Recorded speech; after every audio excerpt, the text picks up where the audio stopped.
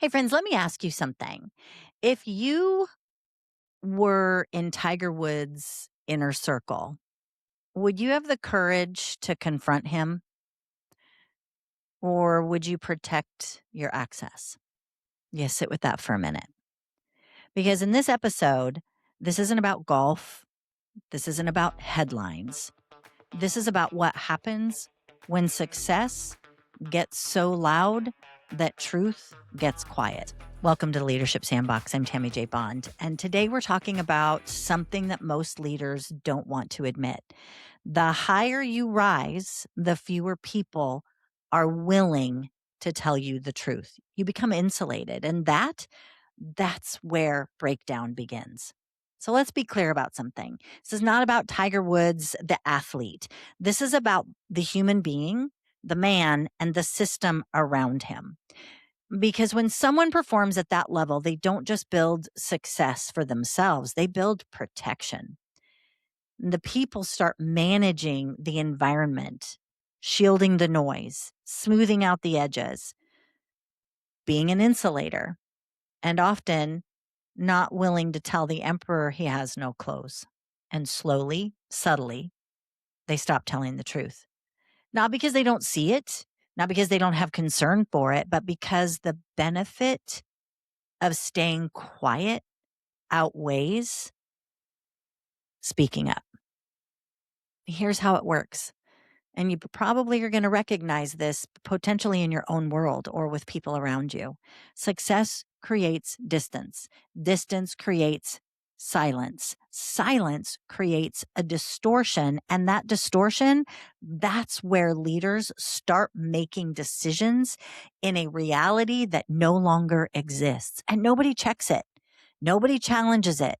Nobody says, "Hey, you're off base here. Hey, you're making some choices here on the personal level that it, it's not a good look. Hey, I'm concerned about you. I'm concerned about your health and well-being." You see, because the machine is still running and the results are still coming in. So we let things slide. We insulate. The most dangerous place as a leader can be surrounded by people who need them to be and stay successful more than they need them to be well. Let that land for a minute, friend. Because when your value is tied to your output only, people will protect the output, even if it costs you everything. So if I had the opportunity to sit down with Tiger, I would probably do a little bit of the following, because we wouldn't talk about golf, not once. I'd ask him some questions, because you know me, I like powerful questions. And it would start with something like, "So tell me what you're avoiding that performance is protecting. Who in your life, friend, is allowed to tell you the truth? And do you take it and heed the call? Do you listen? And how do you check that it's actually truth or just their version of what they want you to believe? And when was the last time someone actually told you the truth and made you uncomfortable?" And then here's the hardest one perhaps. What are you losing that no one is willing to name because you keep winning, you keep performing? See, that's the conversation. That's the conversation to have, not to fix him, not to judge him, but to bring it back to reality, to sit down and have a bold conversation because you actually care about the whole human, not the performing one. So let's bring this home, because this is where you as a leader, or where leaders can start to squirm. Where are you being protected instead of challenged? And where have you trained your team to stay quiet because they insulate you? You're insulated, right? Because it's easier, faster, more comfortable. What behavior are you getting away with that could have a catastrophic outcome? And it's all around because you deliver results. And friend, I want you to be honest with yourself. Don't put the polished answer out there.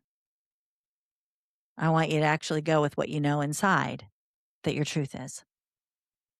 See, if your team leader can't confront you, they can't help or save you.